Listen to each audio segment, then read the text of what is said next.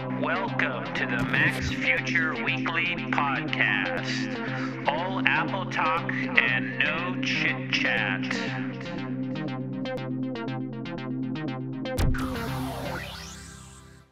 Okay, welcome to the Apple Podcast. This is Lex at Max Future, and this is episode 109. Hey, last week I had a special on the iPad, which came out on Friday of last week. So we didn't count the episode as a number. So this is episode 109, and we're going to be talking about all sorts of Apple news. And remember, this is a chit-chat-free podcast about everything about Apple and Apple-related products, Apple-related news. So let's get to it. It should be kind of interesting. So let's see. Okay, so let's start off talking about the iPad, the new iPad, the third generation, because I've lived with it now for 1 week. I got it. Well, a little over 1 week ago. I got it last Friday. I guess, what was it, the 16th or 17th, something like that. And so what are my impressions after 1 week? Well, it definitely has a much better screen. When reading stuff, when reading pretty much anything on the iPad, the new one looks better than on the iPad 2. Now, a lot of developers are upgrading their apps to be high resolution to take advantage of the high resolution screen. But the thing that kind of struck me is that even apps that are made for the iPhone that can, go to 2 times magnification on the iPad, they look much better on the new iPad than the old iPad. Now remember, there are those are the apps that don't really scale up, right? But somehow Apple is making them look better. Now let's go. I put on my web page, let's see if we can get a screenshot here. I put an example, the Tumblr app, which is really just an iPhone app. Tumblr doesn't have an official iPad app, and so when you put Tumblr on the iPad from the iPhone, it does that 2 times thing. Now here's the interesting thing. I don't know if you could see it in this screenshot. Well, here's one, and then here's another. Now you could see the second one is on the iPad 2, and the first one's on the new generation iPad. And it's a higher resolution picture, and it looks sharper. The text looks sharper. And so this phenomena happens with many of the iPhone apps that were never upgraded to take advantage of the iPad. So that's one thing that's just pretty striking. So I really like the data speed. I mean, I really like the resolution of the screen. It really is kind of stunning. So that's definitely a big part of the upgrade.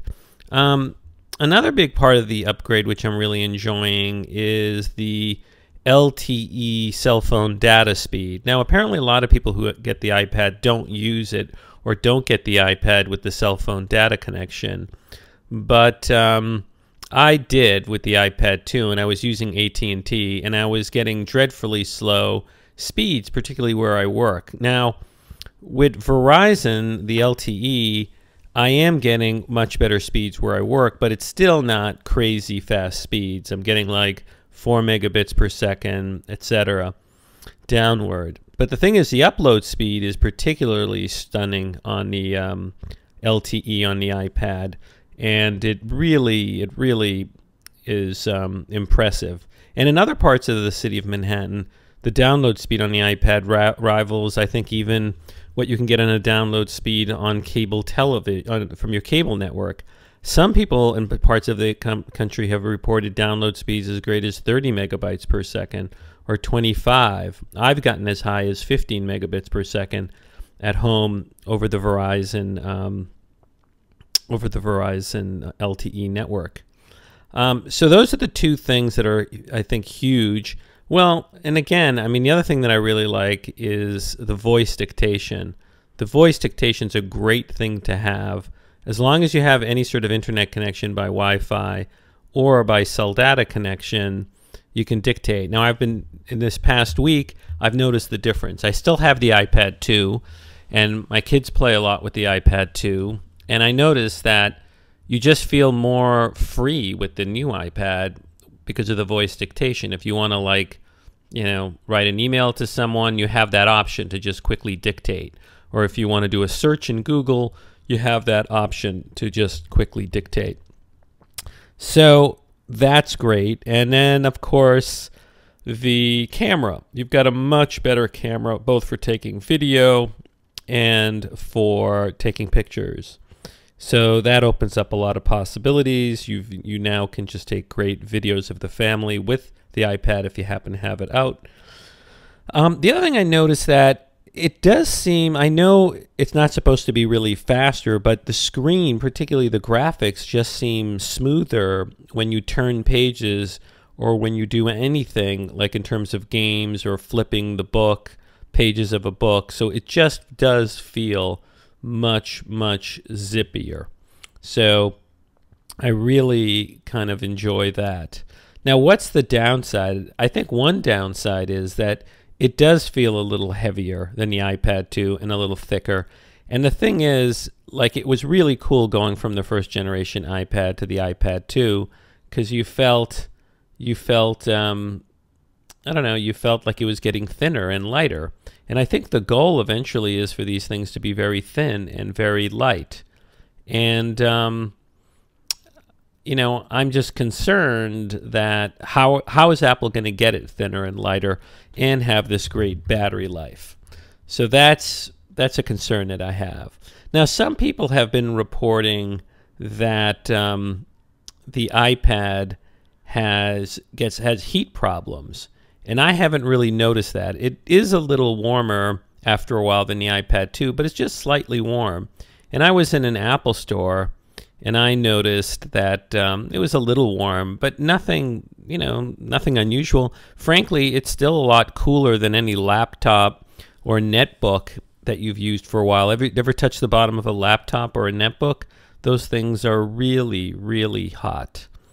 So overall, I highly recommend it. I think it's just, you know, people are going to love it if they get it. Now, the shipping time had gone up to 2 to 3 weeks, and now it's back down to 1 or 2 weeks. And frankly, you know, I was in the Grand Central Apple store, and there was hardly any line. I mean, they were selling a lot, and there were a lot of people buying them. And, you know, they had plenty of stock, and they were able to get people out the door with a new iPad. Somewhere in the middle of the week, I was in the Apple store in Soho in Manhattan, and there was like a line of people in the store buying the iPad, but things were moving briskly. And, you know, so I think if you want to get it, Apple is capable of supplying it for you. So I wouldn't order online. If you're near an Apple store, I would go there and get it. Now, other people, I think, shared my experience. Over at GigaOM, the writer Kevin Toffel had an article entitled First Week with the New iPad, It's Hard to Put Down. And he comes, I think, to the same conclusions I do. I mean, he really thinks, like, you know, the screen is just amazing. It makes everything better. He does point out, however, that the web isn't ready for it. He basically says that he was browsing homes on Zillow last night, and all the pictures of properties look like a pixelated CompuServe page from the early 1990s. So that is an issue, though, because if the website have poor, you know, resolution pictures, you're going to notice it more on this incredible screen that has very high resolution, 2048 times 1536 pixels.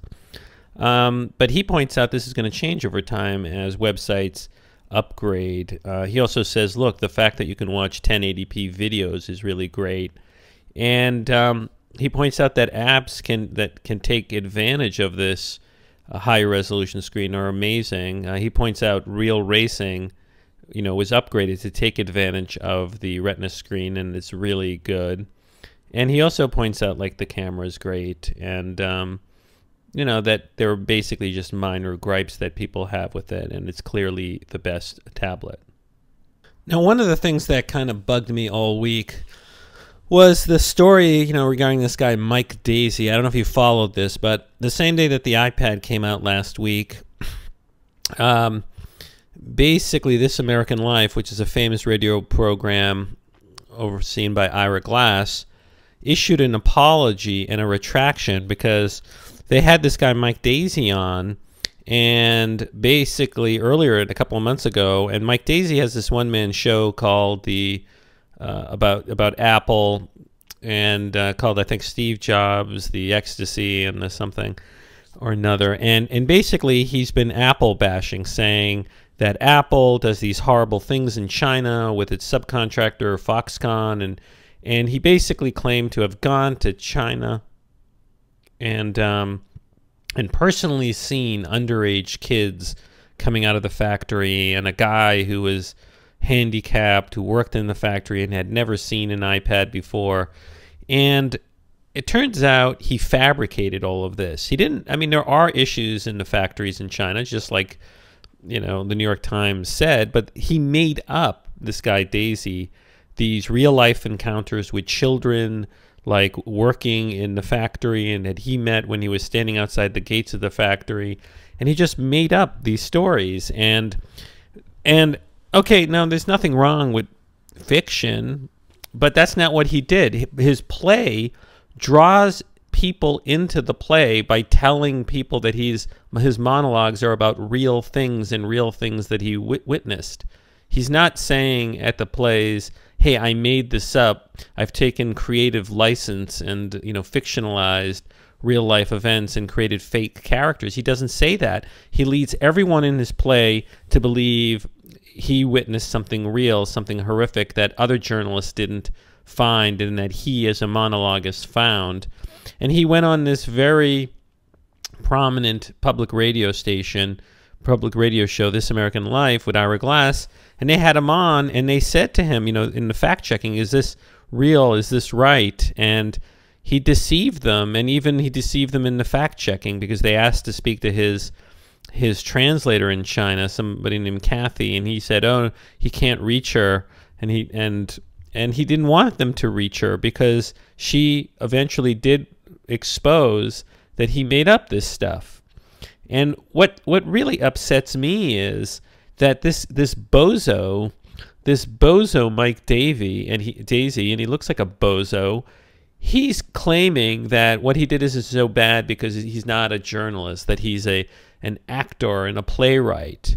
But that's not what he told Ira Glass, and that's not what he told the people coming to the shows, his theaters goers. He basically represented that it was true, that he's sort of like a one-man journalist, and that his play is about facts. But he doesn't disclaim and say, hey, I made up some of this stuff in this play. Some of this stuff is fake. You know, the characters don't exist. I've taken liberty with that. He didn't do that. And of course he didn't do that, because his play wouldn't have been as interesting. People went to his play because he was saying, I've done these incredible things. I've gone and, you know, you know, exposed, you know, who's working in the plant and that sort of thing. Now, Daring Fireball's John Gruber, and if you're looking at a screenshot of this video, I have his page. He had a really in-depth post on Tuesday, the 20th of March, entitled Separating the Baby from the Bathwater, where he really does a good job dissecting how horrendous what this guy, Daisey, did. You know, he basically, you know, because of Daisey, a whole bunch of people taking Daisey's stuff went on change.org and, you know, put in 250,000 signatures, and it was based on a lot of what Daisey did on This American Life. For example, Gruber points out, this is what it says in the online petition. You know what's awesome? Listening to NPR podcasts through an Apple Airport, playing through a Mac laptop while puttering about the kitchen. Do you know the fastest way to replace awesome with a terrible knot in your stomach? Learning that your beloved Apple products are made in factories where conditions are so bad it's not uncommon for workers to permanently use the use of their hands. Last week's This American Life shined a spotlight on the working conditions in the Chinese factories where iPhones are made. Just one example of the hardships there. The men and women in these factories work very long days, spent repeating the same motion over and over, which creates amped up carpal tunnel syndrome in their wrists and hands. This often results in losing the use of their hands from the rest of their lives. This condition could be easily prevented if the workers were rotated through different positions in the factory, but they are not. Why? Because there are no labor laws in China to protect them. And then it goes on to say, Gruber points out to say, no one other than Mike Daisey has reported about such repetitive stress injuries, and he made it up. 250,000 people believed him, in no small part because of the credibility of Ira Glass and This American Life, and signed a petition. There is no large truth here, this is what Gruber says. This is not a mistake. This is simply a lie that was told to draw attention and create sympathy at the expense of the actual truth. So Gruber's absolutely right. I mean, it's really hideous that anybody has any sympathy for Mike Daisey. Yes, there is a good cause in terms of improving labor conditions in China, but you don't undermine that good cause by lying so that you can get more people to come to your theater performance and to make the story more dramatic. The real story will sell itself. You don't have to create fake characters to do that, and that's what Mike Daisey did.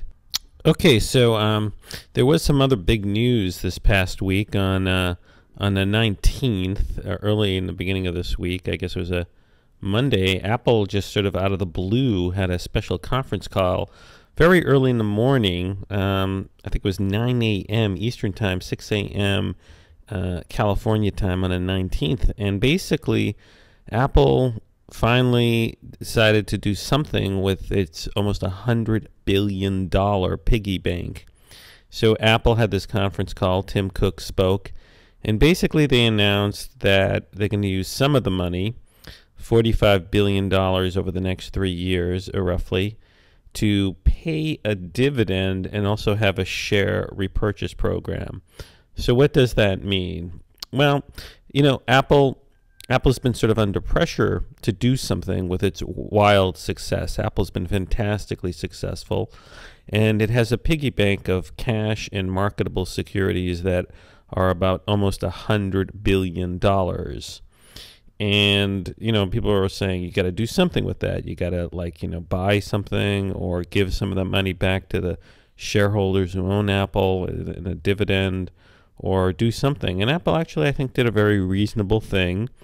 It has a dividend program that's going to start sometime in the fourth quarter of this fiscal year, which begins July 1st, 2012. And they're going to give a quarterly dividend of $2.65 per share. Now, $2.65 per share is not huge. It's pretty big. It amounts to, a little over $10 a share, maybe even $11 a share over the course of the year. And that's like cash that comes into your account. So if you have, if you had 100 shares, you would get $1,000 or $1,100 a year. But, as a percentage of the stock price, it's not that high. It's under like a 2% yield. But still, it's something, and Apple hasn't had a dividend ever, and Steve Jobs was famously against dividends, so this is decent. The other thing that they're going to do is a cash buyback. Now, what does that mean? Apple's going to use some of its stock to buy some of the outstanding shares that are in the market. Now, why would they do that? Well, actually, Apple came up with a good reason, which is, let's say Apple has almost 1 billion shares of common stock outstanding. That means if you bought all the 1 billion shares, you would own Apple. Well, Apple also gives stock to its employees in stock options. And when it does that, it dilutes the other stock that's out there. So, for example, if there's 1 billion shares out there and it gives 100 million shares to its employees, then your 1 billion shares as a percentage ownership of the country are less. So what Apple's going to do is buy back stock in equal amount to the amount that it gives to its shareholders. That way the total amount of shares outstanding of the company are the same. $1 billion. So that means if you didn't sell your stock is still equal to the same percentage ownership of the company that it was before a stock, stocks are given to the employees. So that was, pretty big news, and they had a lot of questions, and they did a decent job of sticking on cue with that. One thing they did point out was that, they 2/3 of their cash and savings are overseas, and they couldn't give a bigger dividend or a bigger buyback because they don't want to use that money that's overseas, because if they bring it back, it'll get taxed. And the company's position is that, look, they've paid taxes overseas, so if they pay taxes to bring it back, they're double taxation. Apple, like a lot of big companies, is lobbying the federal government or the president of the United States to have a tax amnesty to try to bring back that money to the United States without paying taxes. Now, some critics would say, well, no, Apple, like any corporation, should pay its taxes. On the other hand, Apple did nothing illegal in keeping the money overseas, and Apple could keep the money overseas. So it's a catch-22, really, and I'm not sure what the government's going to do, but as long as, I guess, there's this tax issue, Apple will keep them 2/3 of that $100 billion overseas. So anyways, that was an interesting turn of events, something that we wouldn't see under the Steve Jobs years. Steve Jobs seemed perfectly happy just having Apple accumulate a gigantic piggy bank. And Tim Cook might be more sort of, consistent with what corporate executives, CEOs do in running public companies.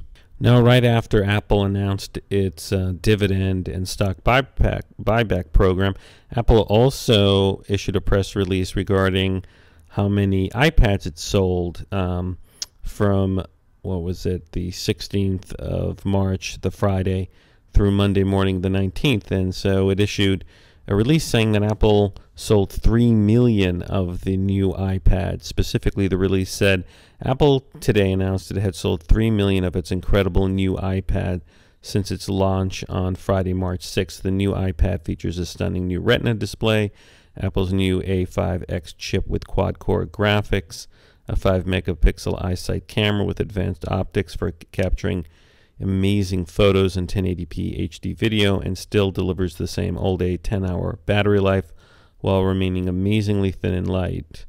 And it all goes on to say iPad Wi-Fi and 4G supports ultra-fast 4G LTE in the US and Canada, and fast networks around the world, including those based on HSPA Plus and DC HSPDA. So anyway, so this is huge. 3 million iPads. Now, through the December quarter ending last year, Apple sold altogether 55 million iPads.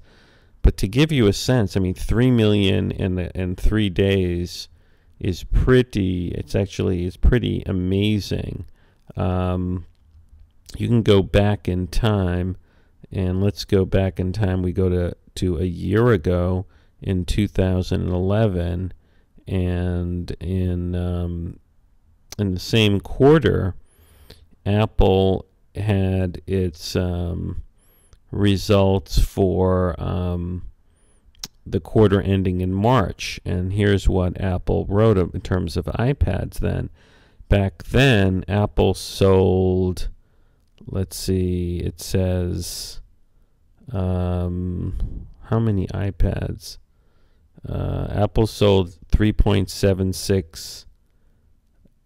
Here we go. The company also sold 4.69 million iPads during the quarter, and that's the quarter ending March 26, 2011. So in the year before, in a 3-month period, Apple sold 4.69 million iPads. And here and in 3 days, Apple sold 3 million iPads. So how many iPads do you think Apple's going to sell in this quarter that's ending March 26?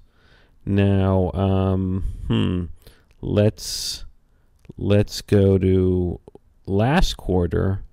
Apple sold, here we go, first quarter results. So in the quarter ending December 2011, Apple sold, here we go, it's how many? Oh, 15.43 million iPads. Now, but that also includes the holiday period, selling Christmas period, where there's a lot of people giving gifts. On the other hand, you have a brand new iPad that came out with 10 days to go in the quarter, and I think people were still buying the red hot iPad 2 in January and February. So I wouldn't be surprised if Apple ends up selling, maybe even 15 million iPads in this quarter. And so then at this rate, with, the iPad sort of penetrating more and more markets, how many iPads is Apple going to sell in this whole calendar year? And I think it's very possible that Apple ends up selling like, I don't know, another 60 million iPads in this year. So it's a pretty stunning announcement in terms of how many iPads Apple sold. Now, Apple stock also hit a new height this past week. It was pretty much at around 600. It actually was down on Friday, down to 596. And it had climbed up to 600, I guess, on last Friday with the launch of the new iPad and also the news about the dividend. If you looked at the 5-day period, Monday it was at 595. It went down to 590, and then as the day climbed, it hit 600 and then ended high at, I guess, let's see, at 601. Then it started off on Tuesday down, then climbed back all the way up to 605. Wednesday it was as high as 609. Then it plummeted down on Thursday to 595 and then climbed back up. But then I'll tell you, the weirdest thing happened on Friday. There was some screw up with this sort of electronic trading from this exchange in, I guess, in the middle of the country. And it wasn't just Apple. A whole bunch of stocks were sort of temporarily trading at the wrong price. And so at one point, briefly, Apple was trading at $545, and a circuit breaker kicked in, and it was really just a mistake in the trading. And then it was back at like around 600, 596 or so. So it's, it's a very valuable company. Its market cap is now $555 billion. It's pretty amazing. I mean, to give you a sense how big that is, Exxon, which had been the biggest company, is, let's see, its market cap is $403 billion. So Apple is now worth $150 billion more than Exxon. So it's a pretty remarkable turn of events. I mean, Microsoft, to give you an example, is, what's its stock price? It's at 32, and its market cap is 268. So, wow, Apple's now worth double the total value of Microsoft. Let's see, 300 times 300 plus 268 would be 568. So actually, wow, yeah, if you double 268, you get less than 555 billion. So this is pretty incredible. That this turnaround in terms of where Apple is and where Microsoft is. It's pretty astounding. Okay, so I thought I would talk about some apps on the Macintosh that are pretty significant, some significant upgrades. One is iBooks Author. That's that tool that allows you to create multimedia books for the iPad and to sell it. Well, there was an update this past week, March 7th actually, a free update, and it basically has Retina display support on a new iPad, which is key. So this is going to help you make better books for the iPad and the new iPad, which has that glorious screen. So iBooks Author has been upgraded. The other thing that other app that I thought I would mention, which is very cool, is Hype. Now, I mentioned Hype a long time ago, and I did a little video on it, but Hype is this great tool from Tumult, former Apple guys, that allow you to create sort of multimedia HTML5 output. So you can create interactive websites and animation, and it's a very easy interface. And Hype now has been upgraded in version 1.5. It's a very significant upgrade. And here's the interesting thing. So with Hype, you can do all sorts of interactive web animation. But the cool thing that I did is I showed that you could export it and use it with something called PhoneGap to then put it into Xcode and make an iPhone or iPad app. Well, the folks at Hype did something very clever with 1.5. You can now export your Hype multimedia project as an iBooks author widget and use it as an HTML5 widget in iBooks. So this is pretty cool. You can also save it as a widget on your Mac and create your own animation widget for your Mac. So this is very cool, and it'll make it even easier for you to do sort of cool stuff. So other parts of the new upgrade include element grouping, scene zooming, element locking, and visibility toggles, rulers and guidelines, paste with animations for element copying, bounce and instant animation timing functions, insert HTML widget for arbitrary code script execution, significantly smaller exported JavaScript files, and a new app icon, Animator's Lightbox. So I can't wait to sort of play around with this, but you should get it if if you're at all into creating stuff. Then Byword, this is a great word processing app, as well as an app that lets you write in Markdown. And they have a huge upgrade, 1.5, and so this upgrade will work with its new iOS version of Byword, and it's going to have iCloud support. So this means if you make a change in Byword on your Mac, it'll appear automatically in Byword on the iPad. So this is very cool. And other upgrades in Byword include now lets you increase text zoom without changing font size and view text zoom. And you can have auto completion of parentheses, brackets, and quotes disabled by default. Byword no longer automatically closes parentheses. This can still be enabled disabled. There are improvements and bug fixes, and you can print from the Markdown preview, and it now prints what you see. So, I mean, this is a great tool. I like it just as much as Pages. Some people are complaining in the comments that the iCloud stuff isn't working consistently. But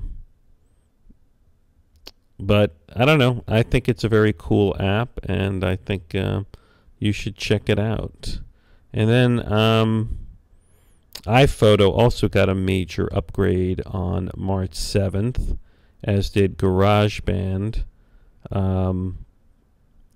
iPhoto's version 9.2.2 now you can delete photos from your photo stream. A lot of people were sort of complaining that your photos, you couldn't edit them out of there.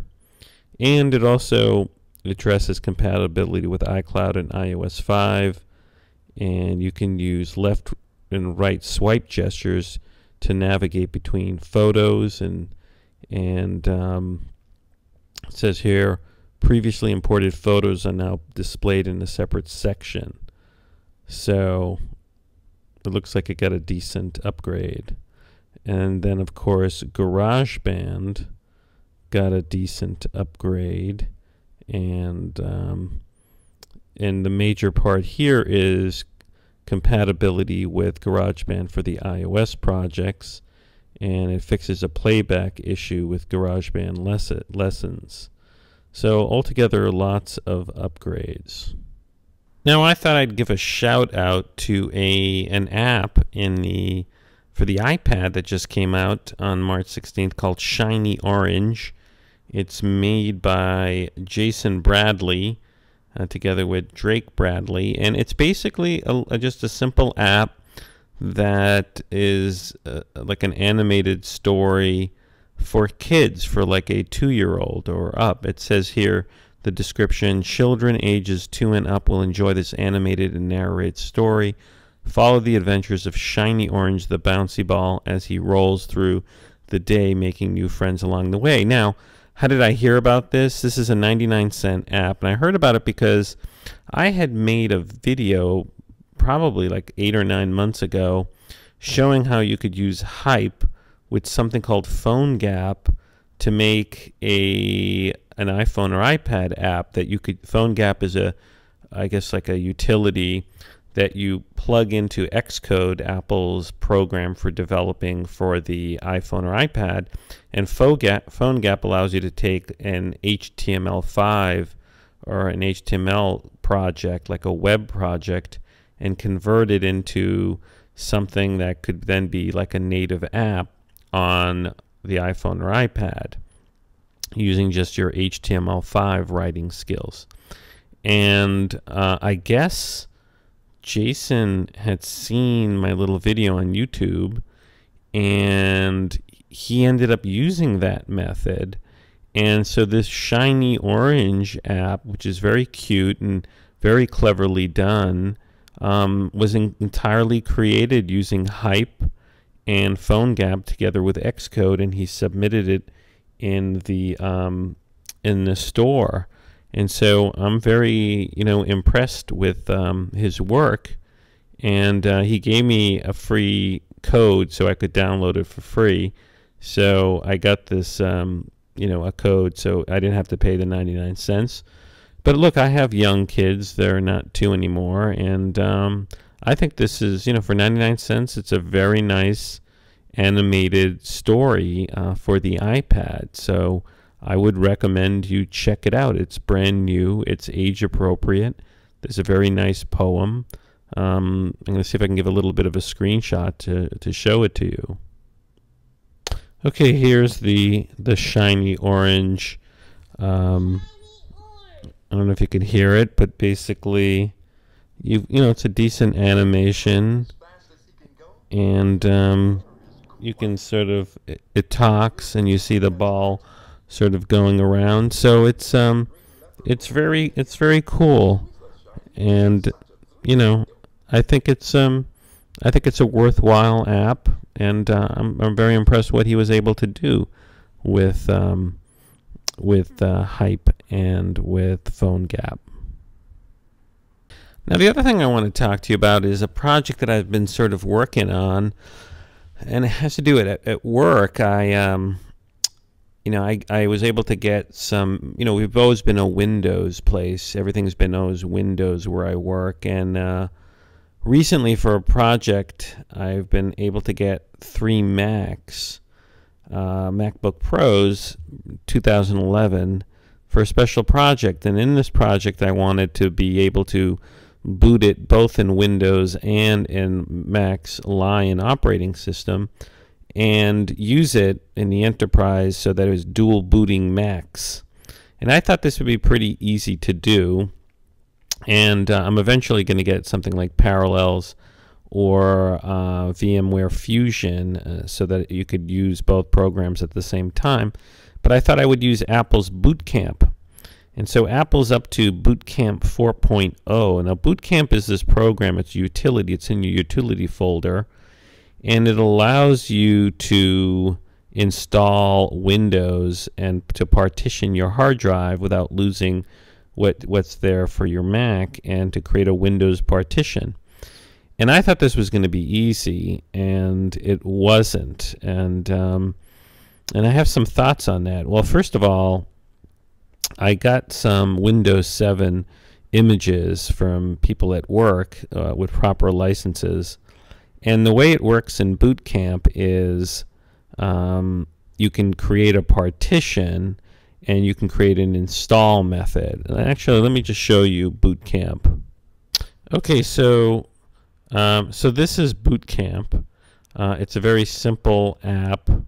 It doesn't do very much, and this is on a MacBook Air, and there is a difference if you have Boot Camp on a MacBook Air or on any other Mac. Now, here's what's interesting. The Boot Camp on MacBook Air is version 5. But if you go to any other Mac, like a MacBook Pro, it's version 4. And what's the difference? Well, here's what's interesting. There's 3 checkboxes when you go to select tasks. There's create a Windows 7 install disk. There's download latest Windows support software for Apple. And there's 3, install Windows 7. Now here's what's interesting. Any Mac other than a MacBook Air, this first box you can't use. Create a Windows 7 install disk. It says here you need a USB flash drive and a Windows 7 ISO image. And here's something else. With the latest Macs and Lion, you can only install Windows 7. You can't install Windows XP. So support for Windows XP by Apple is gone. You can't even put it on Windows Lion. OS Lion. So anyways, the MacBook Air, because the MacBook Air doesn't have an internal DVD burner or CD burner, the MacBook Air has a method for taking a disk image that you download of Windows 7 and installing it on a flash drive. Now, they won't let you do this on a MacBook Pro or anything else that has a DVD like an iMac. So you don't have that choice. Instead, you just go to step 2. Now, step 2 is you have to download latest Windows support software for Apple, and it's basically some megabytes of drivers that will let Windows through Boot Camp partition use the Apple keyboard, mouse, trackpad, built-in camera, etc. And so you put that on like a flash drive formatted as an MS-DOS FAT drive. So you do that, and then the second step is install Windows 7. You have to basically, on anything other than a MacBook Air, you have to put in a DVD that has Windows 7 on it. And then what happens is, let's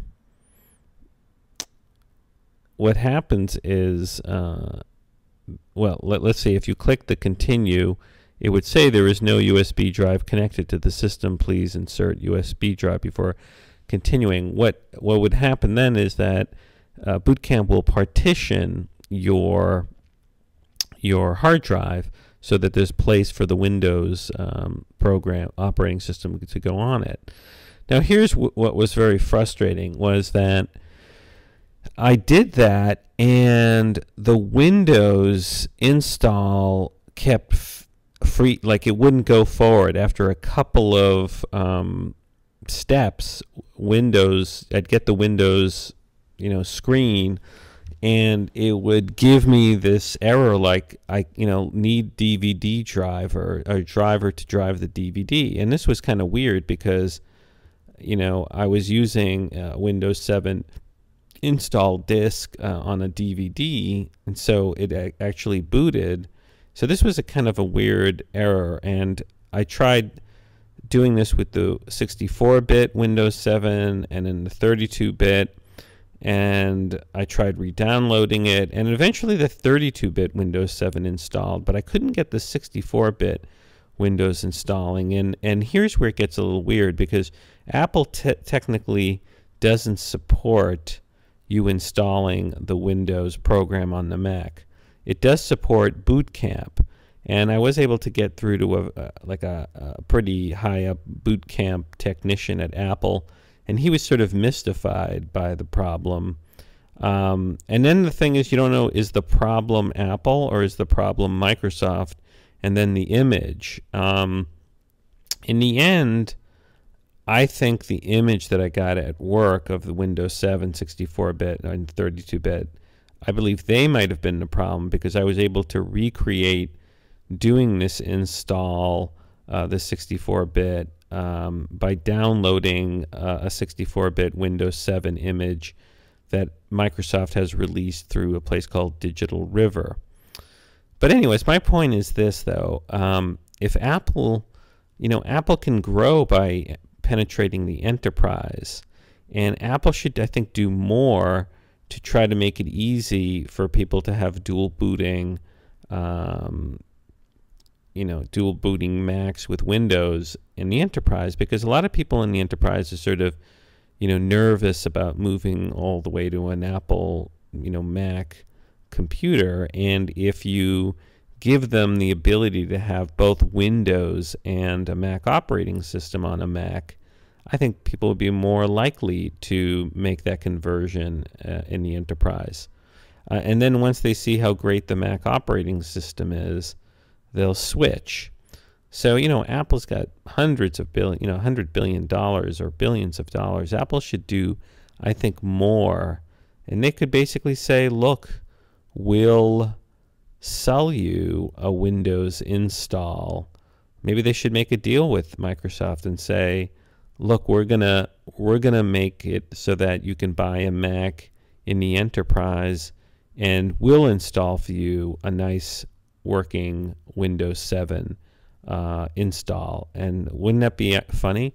I mean, would it be counterproductive? I don't think so. I think it would be a clever business move by Apple, because Apple's already got its foot in the door in enterprise, but it could further suck away at Microsoft's interest in the enterprise if Apple made it easy for people in the enterprise to get Macintoshes that are dual booting both Windows and Mac's operating system.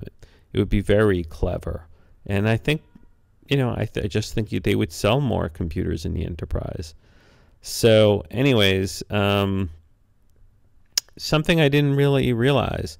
Now, there is a workaround to fooling a MacBook Pro into thinking it's a MacBook Air, or fooling Boot Camp so that Boot Camp can do the Flash install through a MacBook Pro. And what you have to do is you have to go into the packages of Boot Camp and add the device name of the MacBook Pro to the list of devices that are supported by Boot Camp to use the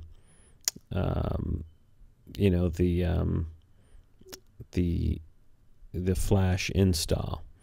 Anyway, so this was an interesting encounter I had with Boot Camp. Okay, so one of the more intriguing things that I was playing around with this week is a web service that only works on tablets or iOS devices called Aereo. And it's a company that was created by Barry Diller, who's a famous tycoon. He started off at Fox back in the 80s, created Fox Network, and Aereo is very interesting. And you have to ask for an invite, and it's only available if you live in New York City. You have to sort of certify that you live in New York City. And basically, what it is right now it's free for 3 months, but after a free trial, it's $12 per month. And you basically get live broadcasts from the stations that are over the air in New York on your tablet. You know what's interesting in this picture on their website, they've got this couple looking at like a MacBook Air, but it doesn't work on a MacBook Air. It works on the iPad. And the cool thing is it's very clever because you don't have to go through the App Store. It's just in the browser. And it seems to work like an app when you use it. Let me see if I can log in. It would be kind of cool if I show it to you. Okay, so if you're looking at the video of this, I logged into Aereo, and what's cool is you get your over-the-air channels, but you get it over the internet to your iPad, and you can record up to 40 hours like it's a DVR, and ultimately it will be $12. Now, Aereo is getting sued big time in federal court by, I guess, the broadcaster is saying that they don't have a right to rebroadcast. But Aereo is saying that you're not rebroadcasting. And if you look at you know, what's cool is this is like a web browser interface, and what you can add it to your home screen, and it becomes like an app. So I just did that, and let's see, there you go, boom, it becomes like an app. And then you launch your app, and you don't have the little, I guess you still do have that browser in the top. So but then it becomes, look, you don't have the browser bar, just because it looks like an app. So you have your recordings here. I've already recorded some stuff. You've got your features. Now, the cool thing is you get your over-the-air stations, but you don't get like your cable stations, because the loophole that Aero's trying to do is saying that they're just helping you get what you can get for free anyways over the airwaves. And so what Aereo is saying is that they have like some antennas for you. So for my account, they claim that I have 2 antennas somewhere, and all they're doing is sending over the internet what my antennas are getting. So basically their argument in court is that they put 2 antennas for you somewhere that you get better reception. But I think it's kind of cool because this is further getting to cutting the cord. If they win their court case, then I could theoretically get rid of cable television and get really good over-the-air television on my iPad, and then send it to my Apple TV. So you can browse ahead. You've got like this web browser where you can go ahead. Here I'm getting CBS, NBC, Fox News, ABC, CW, WNET. One of the interesting things is whenever I move my iPad around in the city, I have to certify that I'm still in the city. So it's pretty cool. Let's see. You can also, it interacts with social media. You can search. Let's see. I don't know. Put baseball. What happens? You can search in it. MLB preseason. And we're searching. And you've got some, like a movie. And one of the features that I like, though, is you can record. You can record stations. So, for example, if I wanted to record, let's say on Fox, there is there's a show called New Girl. Jess reluctantly accepts a date with the student's wealthy father, Dermot Mulroney. Nick tries to buy a new cell phone. Winston and Schmidt get competitive.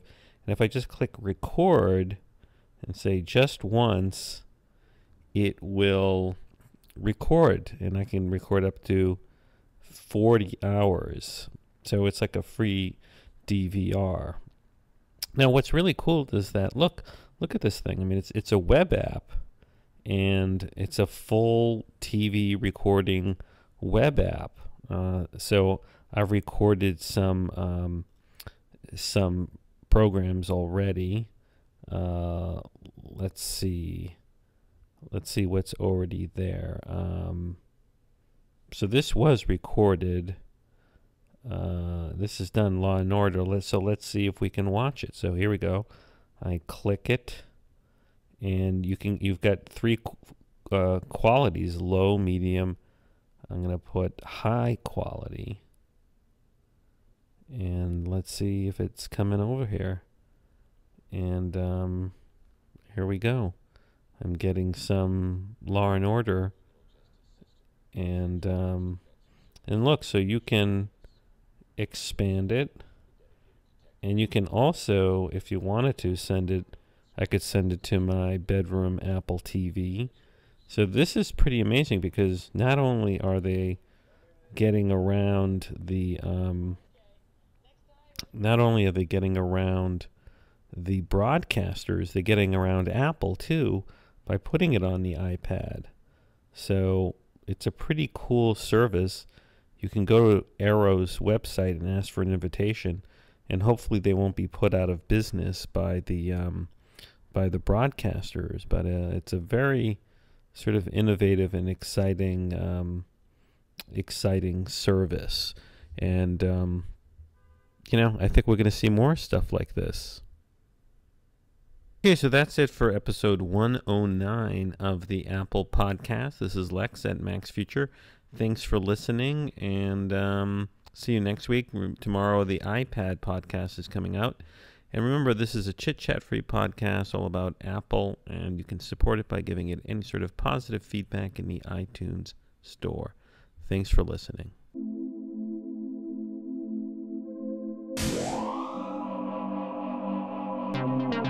This has been a Max Future production.